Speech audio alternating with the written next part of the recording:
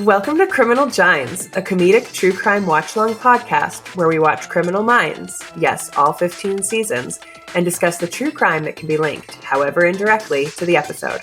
We're your hosts, Stacey Johnson and Veronica Shea, and this week we're joined by Emma Oliver and discussing Season 1, Episode 6, LDSK.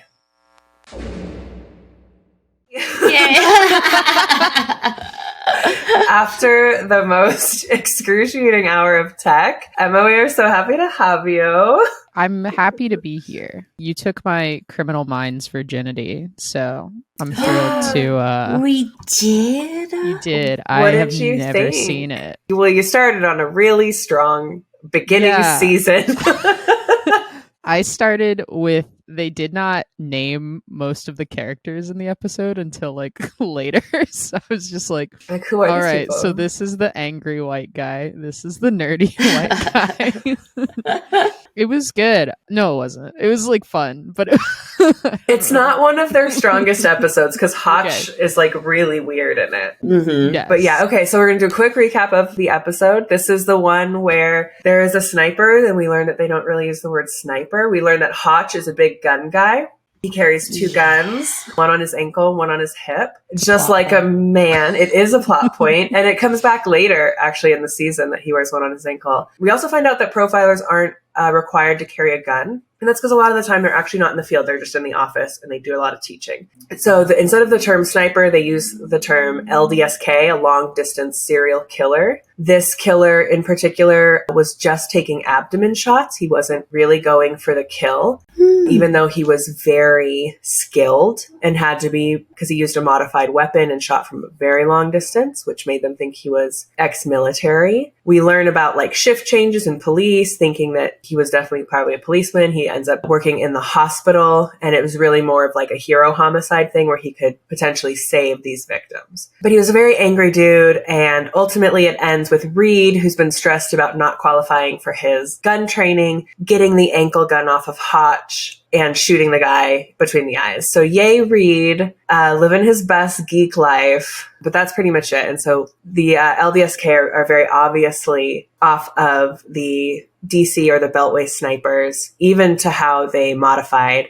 the trunk and how they shot out of it and stuff. But okay, so you watched your first episode of Criminal Minds. Who's your favorite and who's your least favorite? The important question. Can I pull up IMDb?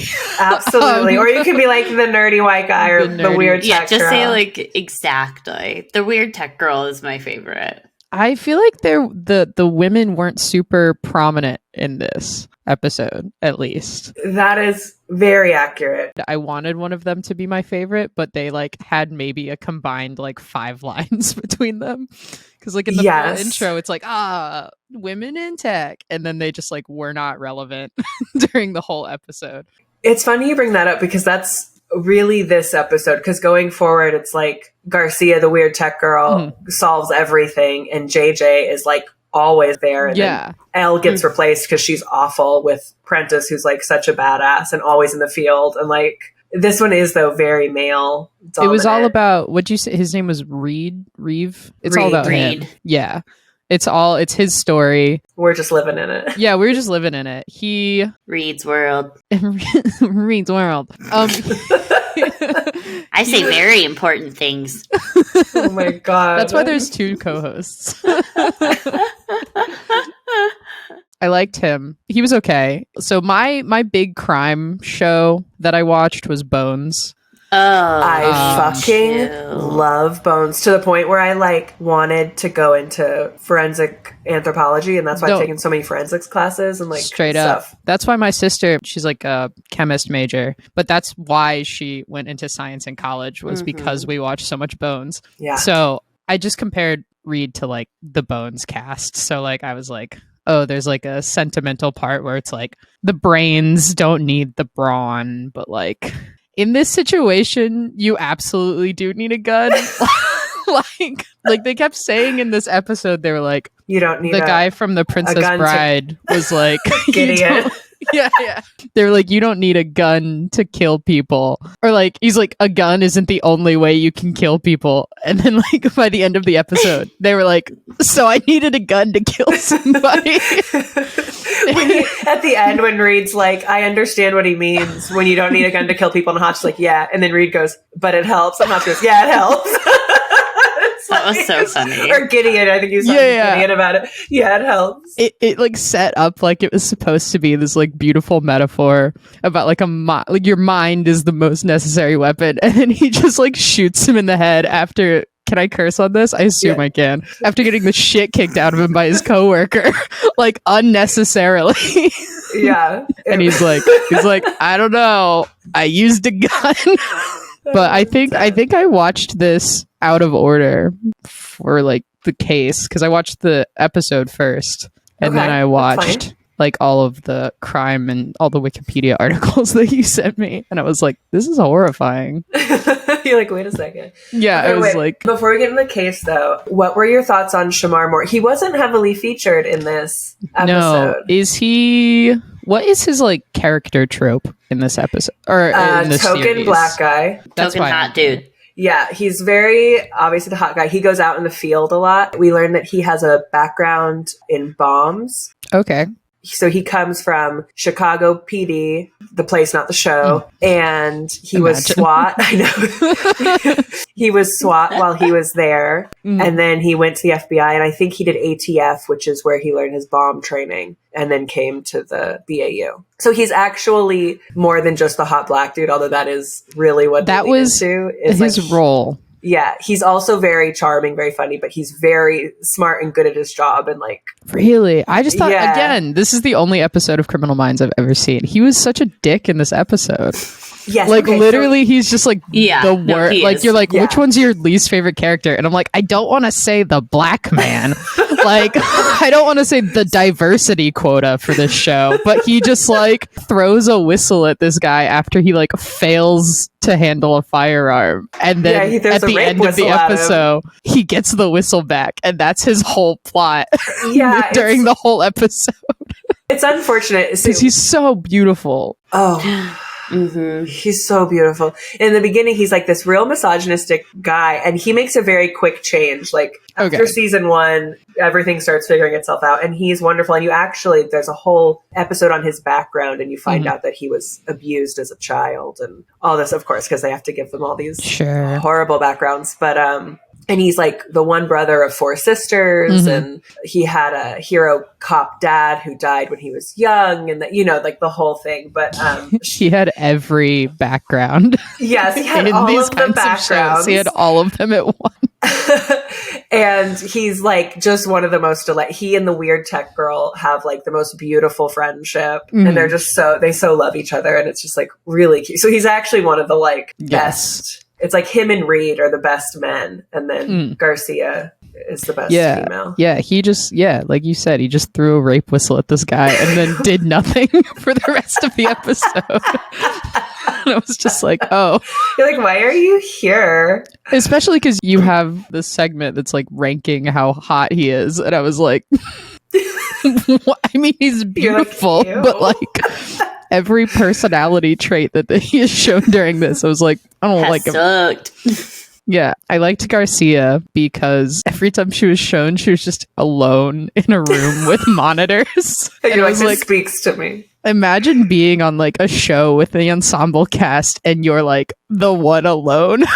Yeah. In the room, you don't get to interact with anybody. Ever. Like you show up, shoot for like an hour and go home and they're like, ensemble cast. She was funny. She's the best. She was like flirty for no reason. And then she just got like shot down and she's like, wow, I can't believe you rejected me. And I was like, that's girl power. She's like immediately gaslights that guy for rejecting her. I love it. I love how powerhouse she is. Yeah, she's the best. Fun. In later seasons, like Hotch will call her and he'll be like, you're on speakerphone, and she'll say something so inappropriate and he's like, Garcia. And she's like, sorry.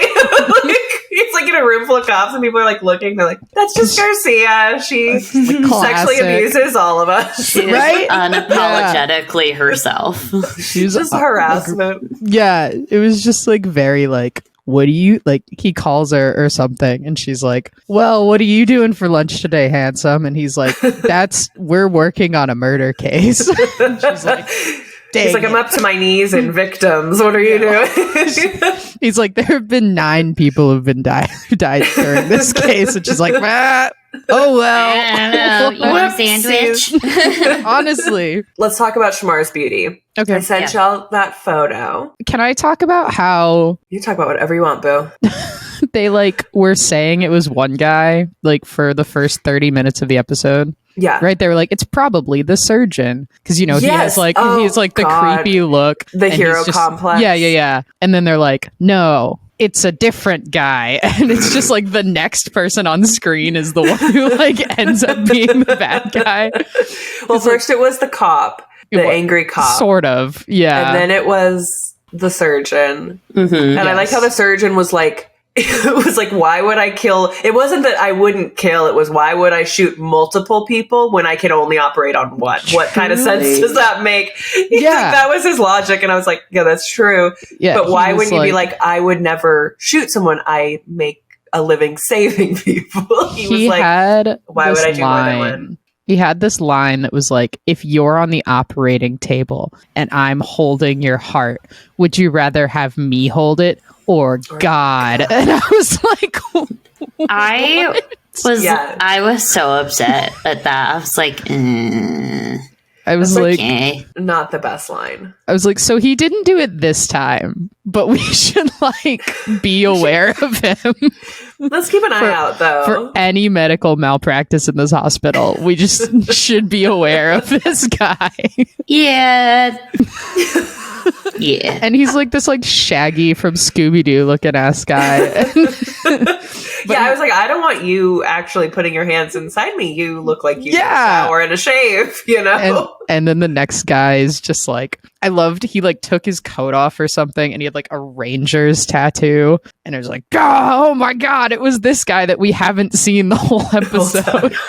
I also like that he turned the corner and is like carrying like an assault rifle. And I was like, where did he get it? Where did he put it? In his locker? Like, what is happening? What is going on? Yeah, like, no, but it is doctor. He just like opens it up like one of those flashers. I love a shoot the lights trope. Yes. He like couldn't flip the light off. I don't think if you shot a light switch, it would turn all the lights off on a floor, but I'm not an electrician. That's exactly what happens. He like shot a light switch and everything turned red. And I was like, God bless the mid 2000s. I know. It was such a confusing time for TV. It was like, we can do cool stuff, but do we know how? And it's like, no, we don't. Like, so many people were shot in this episode, and none of them had like bullet wounds. They just had, we don't like, need them. They're like irrelevant. Yeah. Just I liked blood. the one. No explanation, blood. The woman who stood up, and it was just like little, and I was like, I feel like it would be much more she just than that. Coughs and she's like, I have to go to the bathroom. I don't feel good. And then she stands up and is like fully impaled by a sniper bullet. And then the guy gets shot in like by like the wall, and it's just like blood splatter everywhere. And I'm like, what? Different bullets? What's going on? Like, what is this? The female pain threshold is so high that she's like, I have indigestion. I think I'm a little gassy, you guys. Blood.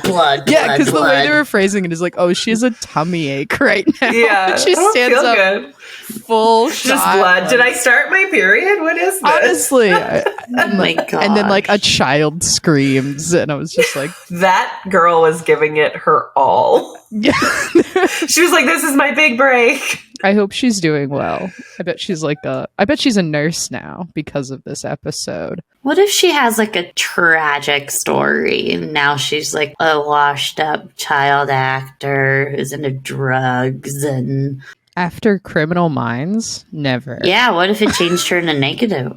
Never. What if she is a serial killer now? Yes, please. Do you know? I mean, 15 seasons. There's bound to be someone that did a murder. All right, we've got to figure this out. Right? At some Stacey's on the point. case. I'm going to be on the case. Okay, I'll give you your show back. Oh, no, I love it. We can talk about whatever else This next. is great. We're just going to quickly objectify Shemar as is. So is it off this photo or off the moment that I saw him? I mean, you can do all of it, but I'm going to show this photo in the video. Okay. Gimme more. This was the infamous scene when he gave Reed the rape whistle. He came up all concerning and was like, hey, buddy, we're here for you. Just blow this whistle and I'll come a-running. Which, like, can I get that whistle? You're already blowing the whistle before I'm he like, walks away from the hey! Is that how the whistle? I can't whistle. table. You were close. I think I believe you. Someone got it. I lost it, promptly lost it.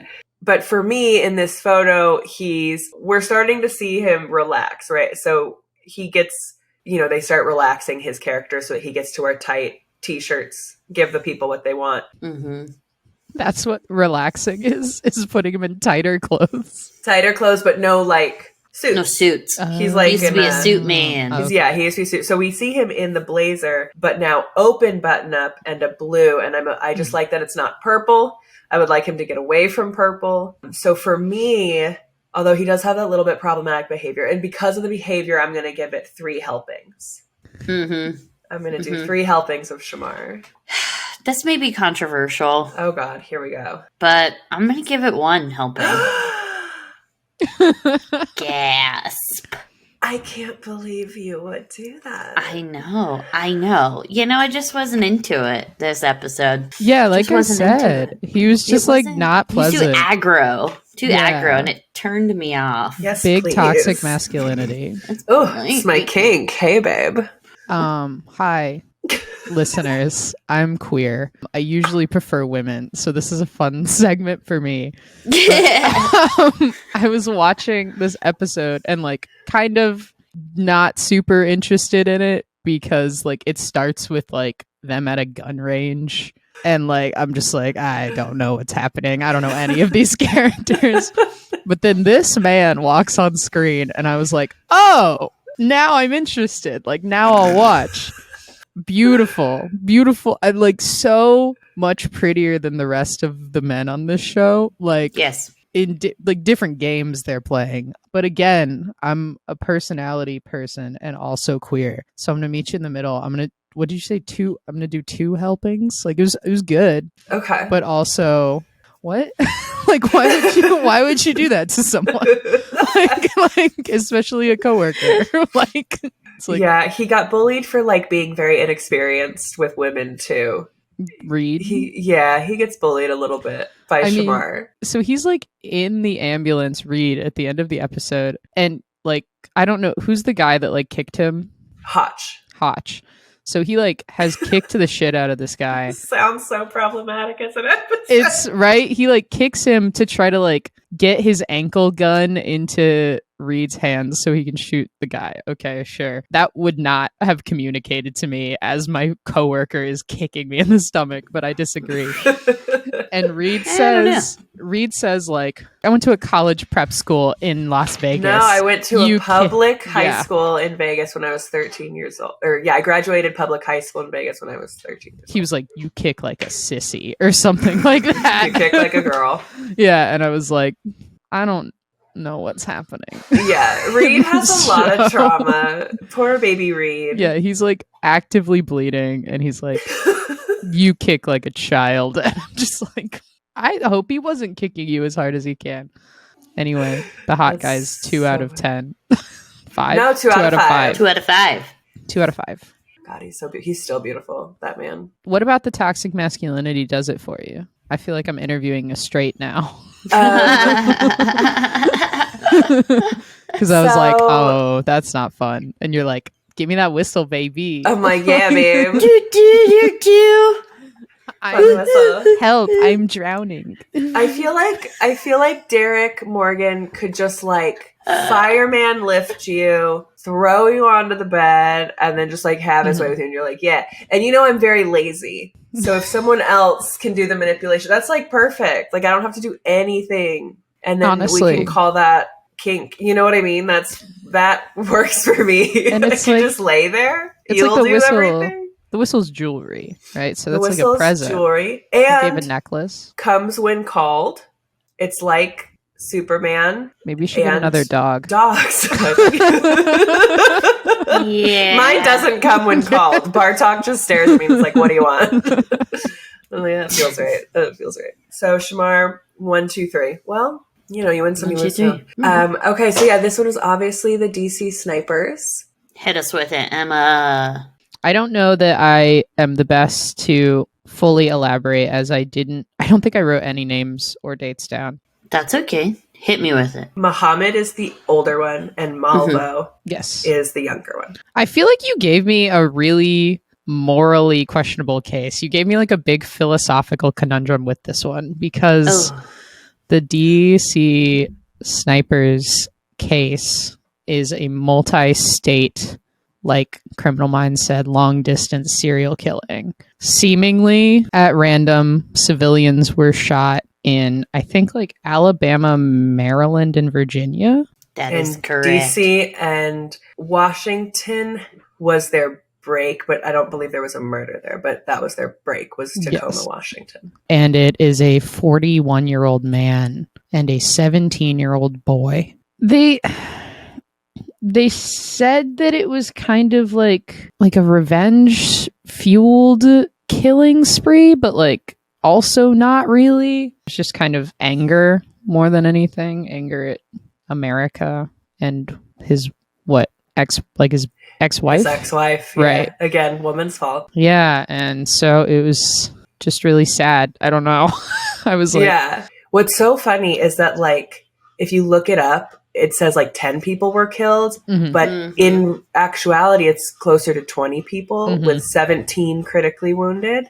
Once they were able to link everything together, because like you said, Alabama had some beforehand, before, they hit the DC area. And there were even victims in DC, which I don't know if you know this, but the FBI is actually the police for the DC area. So like... That makes sense. Yeah, but then Virginia and Maryland, exactly. And so like Virginia and Maryland, obviously right around DC. So the FBI was very quickly involved, which is like, why would you do that there? But again, he did it there because that's where his ex-wife was. What I thought was so interesting, though, is that, like you said, it was with a 17-year-old boy. And I'm glad that you used the word boy, because that is what he is. Yes. And they are like known as a father-son duo, but they are not related. Right. And people don't really realize that. And this boy went to go live with this man when he was 16 up in Washington. He like left his mom in Jamaica, and was because this man was the only person who like showed him fatherly affection, right? It wasn't a sexual thing. It wasn't grooming. It wasn't any of that, but it was like the father figure he wanted. And then when Muhammad's wife divorced him and took his 2 kids, he manipulated this boy into doing his bidding and helping him to, quote unquote, try to get his family back and do whatever they needed to do that. Whatever it takes was so we watched Kids Behind Bars. Yes. Yeah. Life or parole. Yeah. Yeah. And so that's really where I took a lot of information from. But they just kept using the phrase, whatever it takes to get the family back. And just that phrase in and of itself is so loaded. Like, whatever. And they did whatever it takes. And for Muhammad to be like, well, I wanted to kill my ex, but I figured if she was a random victim in a series of random victims, then they wouldn't look at the ex-husband. But it's like, yeah, but they're going to be looking for the person shooting everybody, which is still you. Like that. Right. Like, what a fucking weird, spree snipering, I don't think would have been the way to go. I mean, like, don't kill your ex-wife might have been the way to go. But rule number 1. Don't try to kill your ex-wife. But rule just number like, 2. and then If for you're him going to, yeah, if you're going Front to to, back. I mean, don't do. But for then him to like convince Malvo to say he was the trigger man, and for the police and prosecution to believe that the 17-year-old was the sniper when the actual trained ex-military sniper is standing next to him. Right. Like, what? And like, that was so wild to me. And that's why he got so many life sentences. I mean, it's also got to be a race thing. I feel like you can't talk about this case without saying that there's... Correct. I feel like there was a lot of it was weird. They like never said that they were black men in the episode that we watched. Yeah. They were just like, these men from Jamaica. And I'm like, these black men in America. Yeah. Right. And so like, I feel like that's probably why the punishment was as harsh as it was for a child. Yes. Yeah. I would like to say, like, I think Muhammad deserved... So I agree. The adult Muhammad was put to death in 2009. 2009. And rightfully so. I agree. Like, that's a lot of people to be taking. But for anyone who hasn't seen, they were trying to get the death penalty for a minor, which is insane to me. Like, I'm very much split on the death penalty. It's not something I really care about. So, like, take it or leave it. I do think, repeat offenders should stay behind bars forever. But this is a child. Mm-hmm. And, like, on his resentencing, there was a woman who was like, this is a slap in the face for us, blah, blah, blah. I was like, you were shot by the adult.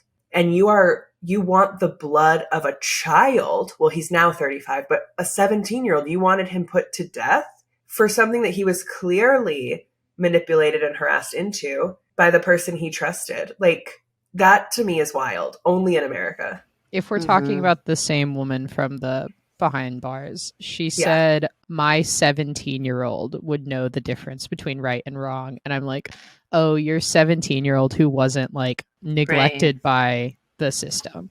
Like your child who had a home consistently, not one who was passed around from home to home. Like, and you can also know the difference between right and wrong. Like, I'm sure he did know it was wrong, but what else was he going to do? That's like telling a battered wife, well, you should have left. Sometimes you can't, and sometimes you can't say no. And sometimes, and at 17, you can't say no, which is also why it's considered statutory rape if a 17-year-old were to have sex with someone over the legal age, because the law has said that they can't make that decision. Right. So he can all of a sudden make this kind of decision, like, or be strong enough to leave the only person who he has felt has stayed by him. Like, I feel so bad for him. Yes.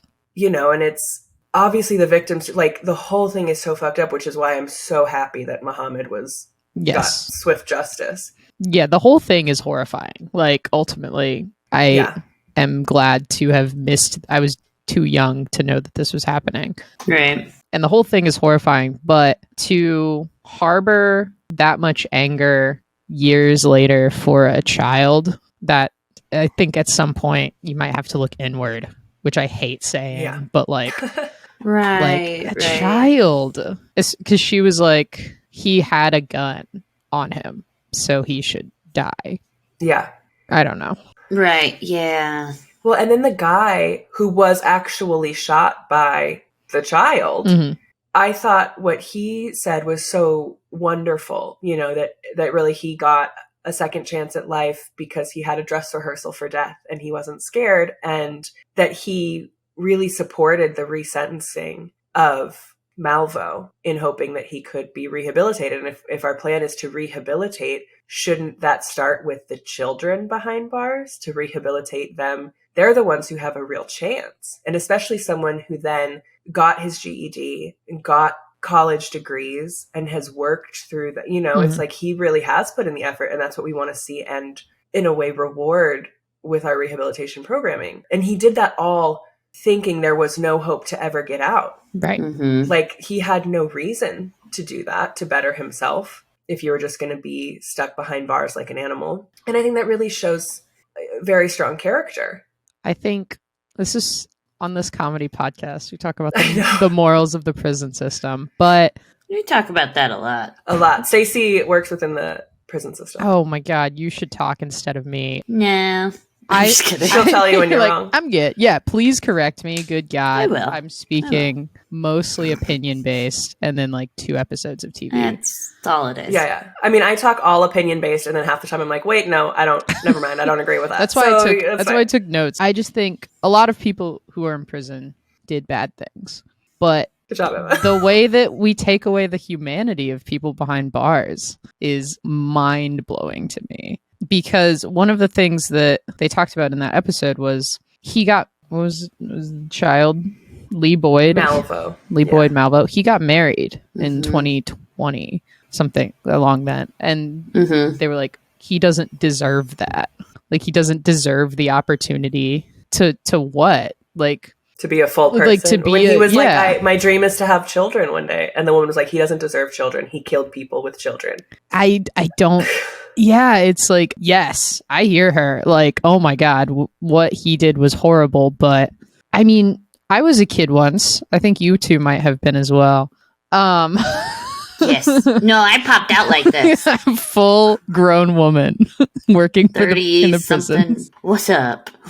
I mean, I am lucky that I wasn't in a position to follow an adult who just made me say blindly yes to things. I don't know if that made any sense. It did. You were supported in finding yourself.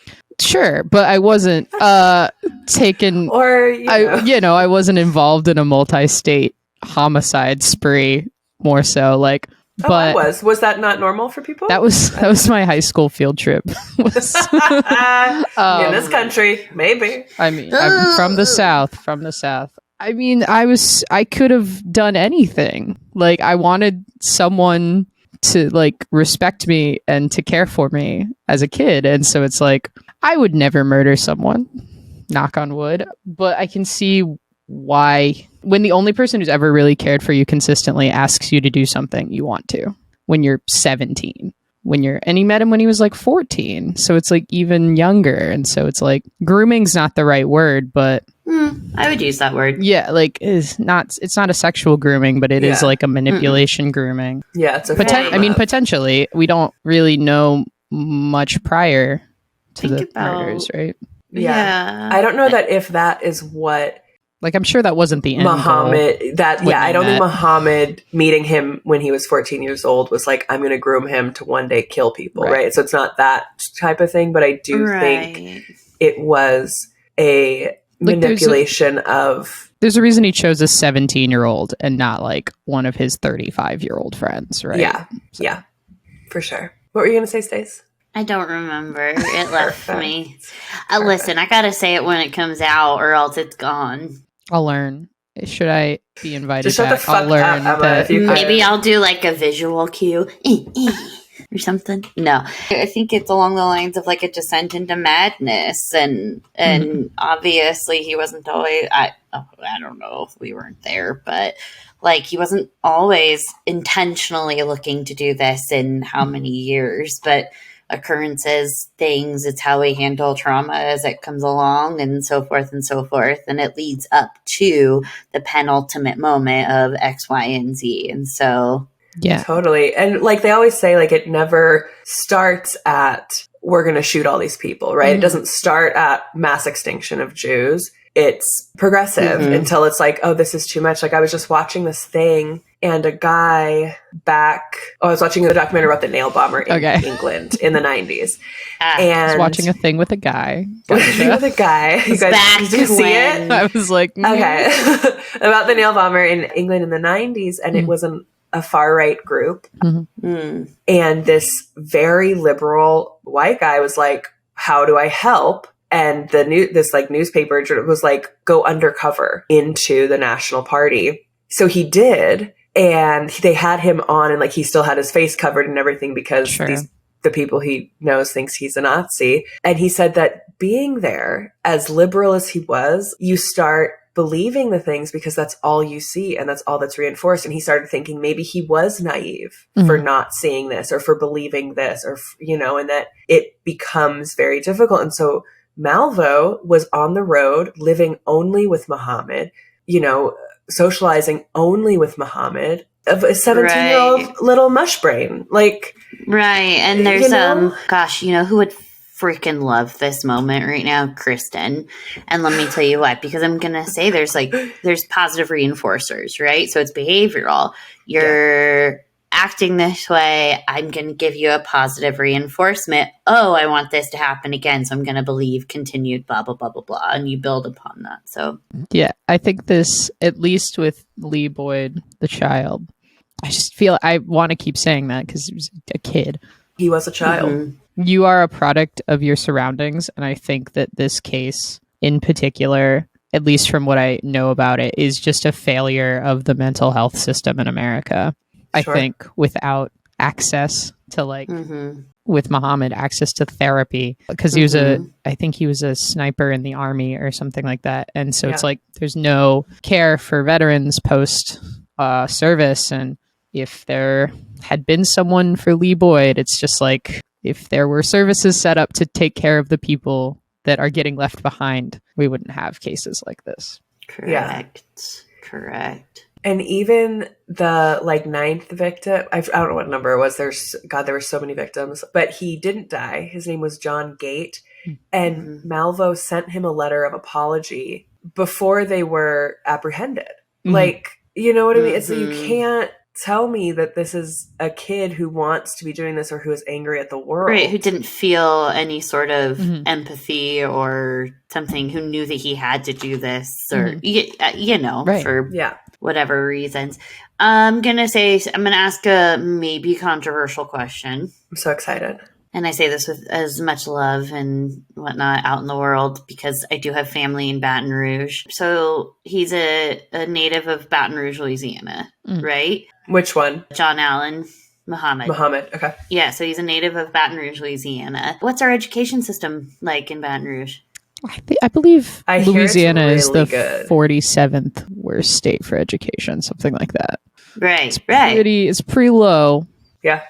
We have a lot of problems in this country. Yes. And I would, again, like to say, as the adult person, he can fucking eat shit because there's a lot of people in Alabama who do not go on a murder spree, even though they are undereducated.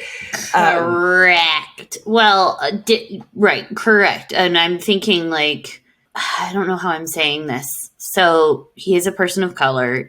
There is diversity there, but in a state that is so saturated with low socioeconomic and with part of Louisiana that is not as wealthy, their education system is not as high, they aren't afforded as many opportunities, and then you go into the military, throw yourself out into a world and you see all of this, I can imagine how that may affect you post coming home. Yeah. I looked it up. Louisiana is the 49th ranked state for education in America. Stace, you know what number 50 is? Is it Nevada? Yeah, we dropped down a few years ago. We dropped! Oh no, I say all this one. I'm from Nevada. And it's one of those things where it's at what is probably the worst time of this man's life, this grown man, who in no way am I excusing what he did. He relied on something he knew he was good at. Yes. Like sniping. He went to a comfort zone, a terrible, horrible, awful comfort zone. So it's I don't know. What if his comfort zone was long walks? Well, I see, or a good book. Well, I see what your point is. One, we didn't put the money into resources to help post whatever. We didn't put the money into education to create more of a whatever. So that does come into play. Is this something that society did to this person? Now, I'm not excusing any way, shape, or form attitude and behavior because he still made an active choice to do X, Y, and Z. But I'm saying, could this have been further prevented if society was better to both of these people? Potentially. I think what we really see, because yes, education creates more opportunities. Maybe wouldn't have put him in the military, but he might have gone into the military anyway because it does seem like he likes control. He wanted to control his ex-wife. He wanted to control Malvo. This could be one of just those people who would, life finds a way kind of people. But that being said, I do think, you brought up a good point of what if his thing was long walks? And I do think we don't have space. This is going to sound... Yeah, I mean, this whole situation sucks. Like, it all Well, this is going to sucks. sound even worse because I'm going to come real hard in for the hetero men. I'm ready. We don't have space for them to be soft. Get it. We don't have healthy spaces for them to decompress. They go and they do sports, which I think are great, and they teach team building and discipline and all these things. But there is also, if it's boxing, if it's basketball, these are violent things. You're hitting, you're running into people. They have that. Shooting ranges. I know guys who go and shoot guns to let off steam. That's a dangerous thing. They have very active. They go hunting. Only recently do we see the more I like to go to nature and read a book guy. It's. We need more safe, constructive spaces for men to exist, to just be and not have anything expected of them or anything questioned by them of like, oh, you must not be a man or whatever. Yeah, I completely agree, especially thinking, again, because of the death penalty, we'll never know truly what Muhammad was thinking, what the course of his actions were. We don't know if he was like a fully controlling person. We'll never know. Yeah, there was very little interviewing done. I was actually very shocked about that. Again, I think it's a race thing, and I also think it's because they fucking went to the capital of America to do their thing. Well, and Virginia and Maryland, although Virginia has recently, I think, gotten rid of the death penalty, that used to be the number one death penalty state ahead of Texas, whereas Virginia and Maryland. So God bless America. But again, it's just, like you said, it's this heteronormative society that we're built on where I can't speak, but I think Muhammad was depressed. And one of the biggest factors or the biggest exemplifiers of men with depression is rage, is anger. Yeah. And men are they're not allowed to be sad. Right. Men are so often diagnosed with anger issues when ultimately it's probably depression. And so again, I think it's just a failure of our society. But we'll never know, again, because of the death penalty. We'll never truly know if he was inherently the worst person ever or if it's something that our government could have done better with. Yeah. I do think, though, if you're suffering and then you decide to mow down 20 people, fuck off. Yeah. Fuck off. Yeah, absolutely. Like get out of here. Fuck off. Like, is bad. It's super bad. Yeah. In no way am I trying to justify. No, of course not. Or I don't think you are belittle the experiences of the victims. I just think. Yeah. We need better social programming for mental health and like across the board. Gun reform, because wasn't maybe. Yeah. Oh, did you see that actually Illinois? Okay. No, good.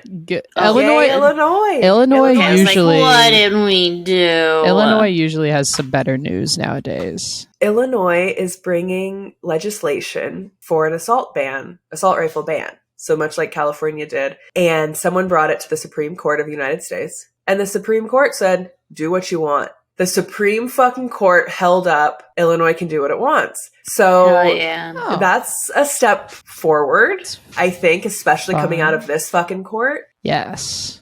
I mean, but imagine shooting down states' rights for gun rights. Like, Republicans are states' rights, supposedly. I say Republicans, old Republicans, actual Republicans are states' right people. If this court was like, guns over states. Ooh. Like, I cannot. I just feel like we're going there. That's good. Yeah, I went to college in Illinois. So my heart jumps every time Tennessee and Illinois are in the news. Because with Tennessee, it's bad. It's very bad. But with Illinois, it's like, okay, sometimes, but not if you look at local news. So. Oh, one of the things that I thought, so this is also, and you actually will see this in a lot of crime scenes, is someone will leave the death card tarot card. Or you see it in a lot of crime shows. That was weird. That was from this for attention. Like they all of a sudden, he wanted attention. And that's why I do think it wasn't just this like depressed dude trying to get, he wants. I agree. That's something I wrote down because he called the police to be like, have you looked at Alabama? Yeah. He was like, I want credit there too. Like that was when I was like, as if I wasn't already like hate that this happened. I Yeah. was like, oh, he just wants notoriety. Yeah. It's beyond the I hate my ex-wife at this point. Yeah. I think it could have started in one place and then just like Unabomber status really ended in a different place. And you're like, okay, well, Yeah. this could have got different. But again, if men could just focus on the one target and not have that's what 20 fucking victims in their wake. He really did get distracted from the end goal. I mean, being a father, like his children. Like that's what he Yeah. was trying to do. yeah. I mean, it's are his like- kids good? Everything I saw, they didn't really talk about his family. There was so little background on both I men. thought that was weird. I really did. I agreed. I was like so excited and I started reading and I'm like, why am I just reading bullet point stats of who all these people killed? I would assume they're not. I would assume they are fine. I would actually assume that they're fine because it wasn't like BTK's kids who thought everything was fine and then one day their dad was arrested. Like he was already gone. He didn't end up shooting his wife, did he? BTK, no. No. That Muhammad. Oh, this guy. no. Yeah, No, he no, never he got around to it. No. So I would say that like I mean, they've obviously probably they've compartmentalized probably, but I would say that they're probably just like they're just actively fine members of society and like because he go about didn't. their day. Because I saw some of the shootings were like near where his wife worked or like someone that his wife knew, but I was like, I don't Yeah. think he ever Got around to it. No, he finished didn't. what he started out to do. I would imagine that this enforced the kids of like, oh, that's why they divorced. Oh, that's why she got custody. You know, it's They're like, like, well, Mm-hmm. I have oh, no that does follow-up kinda questions. suck. All right, Mom, good job. Like, All right. dodged a bullet. Is Oh, that too bad? Is that bad? Is that really bad? Oh, point. Dodged a lot of bullets. Is that A lot of people didn't. Oh no. Stacy? Well, everyone was thinking it. I said it. That's usually my job. I know.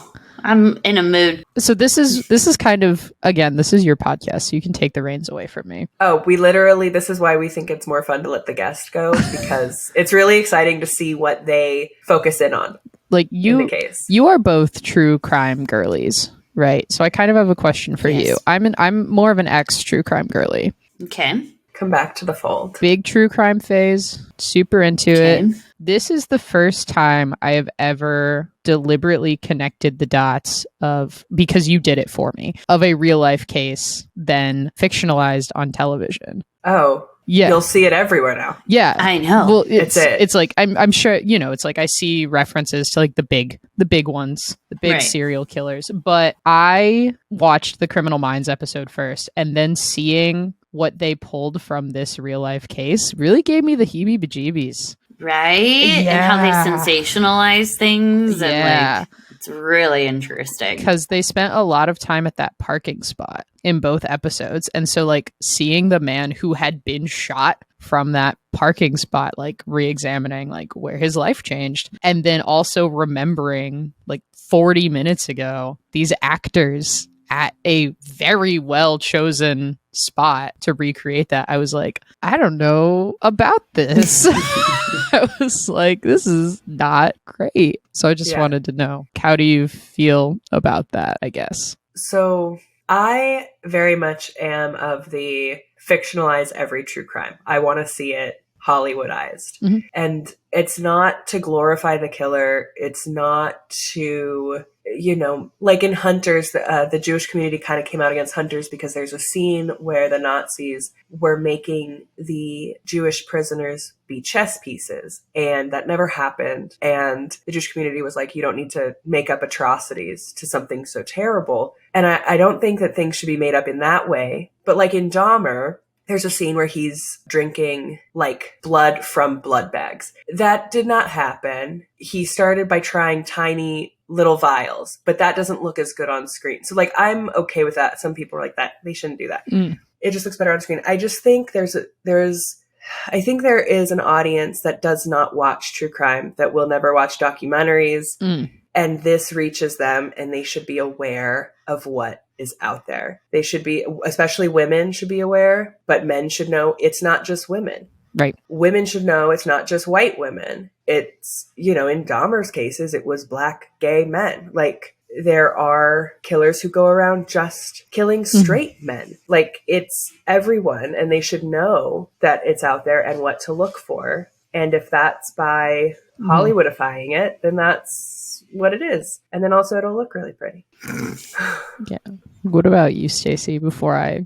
At first I was like, I don't know. I think I'm split on it. I like Veronica's point, and I agree with Veronica's point. I think that if we can look at this and go, okay, this is sensationalized and I can make that separation, then I think that that's cool. But then you have some people who look at it and been like, oh, he really did do that. Whoa. Like, they can't separate from that. And that changes the narrative on what actually happened. So yeah, okay. What she said, basically. I think... Yeah, we don't want to glorify. Like, a lot of Bundy stuff gets glorified. Oh, for sure. Bundy is so interesting. He is one you do not need to glorify. And I was so mad that the Bundy tapes came out. And I honestly think that it is it's an irresponsible documentary to put out. Because what I heard from people who had never really looked up Bundy, read about Bundy, were just lies. And I was like, that didn't happen. They're like, well, I saw it on the Bundy tapes. I'm like, okay. So I watched the Bundy tapes, and it is just him talking about himself. Yeah.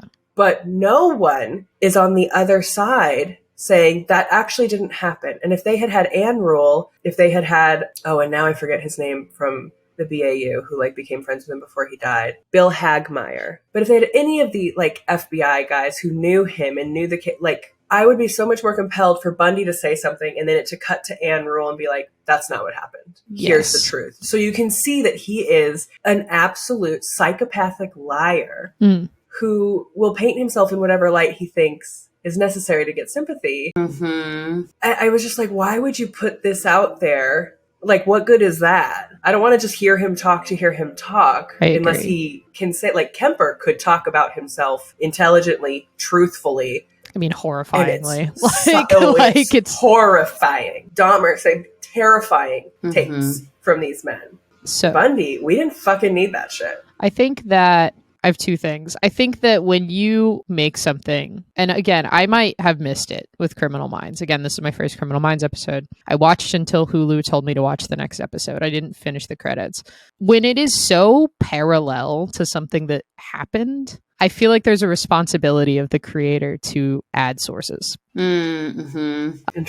I think that, I hear you that, this makes true crime accessible, which, it allows us to learn and be more aware. And I have certainly become more aware since being a true crime person. But I never would have known that this had happened to people if I also hadn't been ready to watch this other episode. I never would have known. And so, fictionalizing a true event without saying that it was a true event kind of sits weird with me. I see you. Yeah, Okay, I can see that. I would say that's so funny because I would have never considered that for this episode, and I will tell you why. Because it is, so parallel that they use the same car. They use this right. I mean, with the trunk thing, because you see him pull his license plate down, the license or something. Plate down, yeah, it's been outfitted. Yes, and they recreate the one of two of prominent people who experienced this. Yeah. But and here's the killer was so different. Yes, it was a white man in this Criminal Minds episode. It's a white man who is an ER doctor and doing it as a hero homicide to try to save them, right? He's not taking the kill shot. His goal is to wound until the media is like, can he not kill people? And then he's like, okay, watch, I can kill people.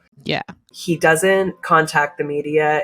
There's no boy involved. It's a hero homicide. So for me, I'm like, God, this is so different. And you do have to research. I mean, any true crime thing you should be researching anyway, even if it's a documentary, because documentaries do have a point of view from the filmmaker. And the Kids Behind Bars, it's very episode by episode has a different point of view on whether children should be locked up forever or not. And it's wild to watch. But every documentary has a point of view. And so if it's true crime, you do need to see, okay, is this a point of view of the prosecutors and the police? Or is this of, prison reform and advocacy groups? And both are are absolutely views that you should be looking from, because I've learned a lot by reading FBI books, and I've learned a lot about reading independent books. And then also, like, there's a Waco book of a survivor who was there who is still a follower of David Koresh. And it's like, okay, like, what? How are you still? And you can then get the story, right? The real story is what's in the middle of all of these things. So I forgot where we started. Well, it's this is me. No, you're good. It's whether or not this is close enough. This episode of Criminal Minds is close enough to this killing to, in my opinion, provide to sources say based on true events. Yes, because that would be really the only thing that they could source, is like based on true events, or if it was like a missing girl, if you know anything about whatever. But I would say I would you like do that. have to. I just don't think any of them are that close. This is one of the closest. I will give you that. This is probably the closest that they get. Yeah, paralleling and then those, Zodiac. Those corner parking spot was like very, like, I got like chills. Like visceral. I was like, oh, this is, it felt bad. If you think about it, they probably did not go in with that intention. The locations manager was like, here's a lot. And they're like, well, this one we can get these angles it's available. Okay, this one fell through. Let's get yes. It probably was not their aim, which is also heebie-jeebie giving. Right. That it fell to the natural. One was so very similar to it. Yeah. So, I mean, I don't know. When it's that parallel I think you should cite your sources. I agree. Or at least like loosely based on true events, like they did in Cocaine Bear. Oh my God. The other valid recreation of a true crime. I have this picture that I took on Sunset that was above at the top. There's the bulletin board that was like for your Oscar consideration, The Banshees of Inisherin. And then at the bottom on the wall was like a shit ton of Cocaine Bear posters. And I'm like, that's kind of amazing. I'm like, the duality of Los Angeles. I hope to get it in a museum one day, because what the fuck? One of the things that I LOL'd in researching this. Okay. So one of the biggest public reactions to this was that Joel Schumacher's film Phone Booth was deemed potentially upsetting enough that it was pushed its release date until April 2003, because it was supposed to come out in 2002.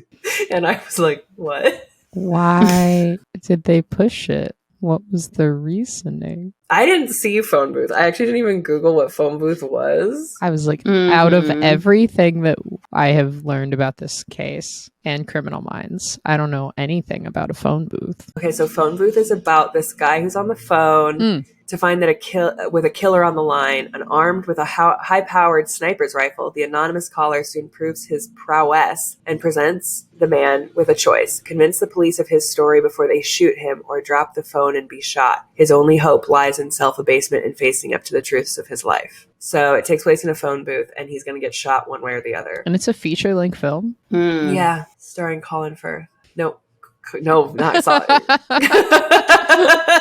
Colin Farrell. Okay. Wild. What? That would be a twist. So it must have been postponed because sniper rifle. Yeah, I think so. But I don't know that I would have drawn the connection. I'll be honest. Yeah, that's fair. But it was a big story in 2002. It was all over the televisions. I have to say it, otherwise I'll die. They did the same thing for Lilo and Stitch. They redid a scene in Lilo and Stitch because there was a plane crashing into buildings, and it was supposed to come out. I remember that the same year of 9/11. So they had to redo it and make it a spaceship. That one feels. I don't remember know. that. I'm not going to say 9/11 was bigger than this, but that change makes sense. Is so funny. Did you see? And it was in the Kids Behind Bars documentary. They're showing the different news footage, and the one guy was like, oh God, he said something about the biggest terrorist act on American soil we've ever seen. And I was like, 9/11 happened last year. What are you talking about? He's like, but this one affects me. Yeah, I was like, this is wild. Yeah, I was like, maybe by a single gunman, but what? Unabomber happened. What? Wild statement coming out of that man's mouth. Very much so. ADHD doubling back to your true crime thing. I feel like the first time I learned about an unreliable narrator, that like fucked me up for the rest of my life with books. Because I'm like, what do you mean? Everything is the truth. And so like, I feel like people missed that lesson in 7th grade when it comes to true crime. Yes. And just media in general. Weird that you can't believe everything that you read, hear, or experience. Yeah. And so I think true crime, especially with the Bundy tapes. You guys don't watch that shit. I want to, but I haven't. Mostly because I fall asleep. I'll put a list of good Bundy things to watch. And honestly, the Zac Efron one is up there. Same guy, though, right? It's based right? off of the Girlfriend's book. Same guy. Mm-hmm. But awful documentary. This is one of the first things we talked about. I think it's creepy that this guy released 2 significant pieces about Bundy within the same year. Yeah. That is very eerie to me. The best Bundy thing I have ever seen is called No Man of God. And it's Elijah Wood and Luke Kirby. And Luke Kirby plays the best Bundy. He transforms into Bundy. Like, give that man an Oscar. And it's about the 2 weeks before he is executed when the criminal profile Bill Hagmaier goes to talk to him the 2 weeks before he's executed to try to get him to give a full list of kind of like the revealing of girls he victims, killed and not take those to the grave. And they became friendly. And I believe Bill was there for his execution on request of Bundy. But from what I remember. Yeah, Elijah Wood plays Bill Hagmaier, and it is 2 men in a room. It is so good and so powerful. If you like, he gets Bundy of like the very gregarious, outgoing, good looking, and then on a dime fucking turns into a monster. And just these looks. And I was like, that's Bundy right there. Do all of these episodes come back to Bundy inevitably? So many, not ours, but so many of Criminal Minds comment on Bundy that we're not giving him an episode, but we have a segment called Our Buddy Bundy that our friend Amanda does to talk about that specific part whole of the segment. case. It's great. Our Buddy Bundy. One of the best true crime books, if anyone's looking to get into true crime, I suggest... I don't like the easy access. The Stranger Beside Me. Yep. The Stranger Beside Me by Ann Rule.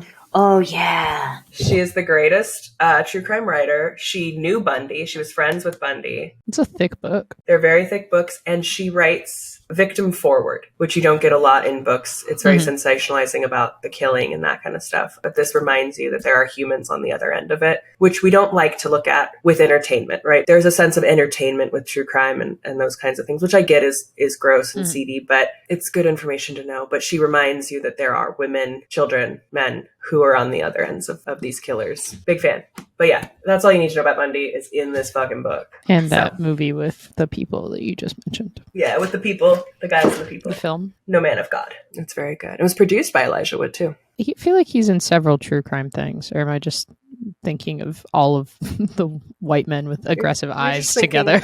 You're just thinking of all of the angular white men. What can I say? I got face blindness for angular white men. Oh my gosh. Okay. Well, thank you so much for joining us. We never do an outro, so I'm gonna start trying to do outros. Like, subscribe, and download. Like, download, subscribe. What do people say at the end of these? I got you. Do all the things. I got you. Find us. I listen to enough. Hit us I got it. you. I listen to enough podcasts. So they ask you for reviews. Leave 5-star reviews. Okay, only leave 5-star reviews. Yeah. You can DM us your bad reviews. Yes. We'll take the bad reviews privately.